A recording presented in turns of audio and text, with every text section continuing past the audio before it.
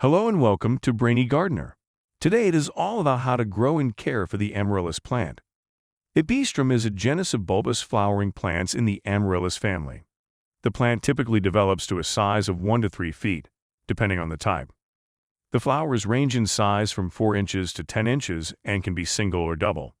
In warmer climes, the Amaryllis plant can make a magnificent outdoor plant, but it also makes a great houseplant that can be grown indoors all year and then taken outside in the summer.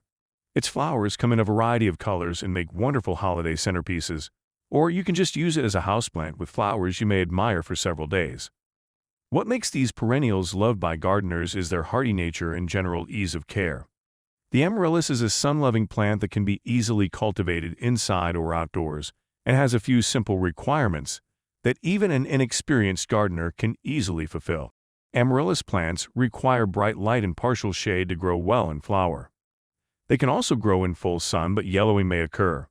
They do nicely as an indoor houseplant on windowsills or in the corner of a room. Just make sure that they get the light that they need to flower. You can also move them outside on a patio or deck to allow for some dappled sunlight. The Amaryllis needs moderate to low amounts of water to thrive. The soil should be kept moist without becoming soggy, but not overly wet. These plants are easy to care for and only require a little bit of water to stay healthy. The plant's soil should be kept moist but should not stay wet. Water the soil when it is dry and keep it well drained so that water does not stand in the pot. These plants can easily get root rot. The optimum temperature range for growing Amaryllis is between 65 and 70 degrees Fahrenheit.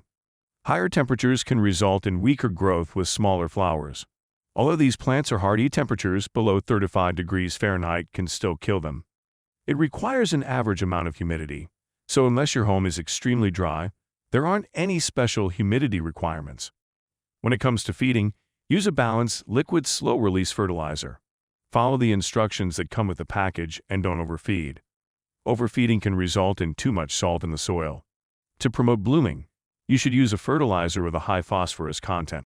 Amaryllis can be propagated by using offsets called bulbils, basal cuttings, and seeds. These plants are mostly propagated by using bulbils. Bulbils usually start to form on the mother bulb during the growing season. They can be planted to propagate new plants. They will grow enough to produce new flowers after about 2 years.